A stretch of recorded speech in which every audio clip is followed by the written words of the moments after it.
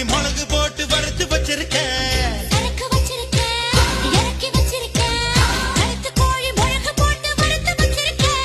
கோழி ருசியாக இருந்தா கோழிய திம்ப, குமரி ருசியாக இருந்தா குமரிய திம்ப.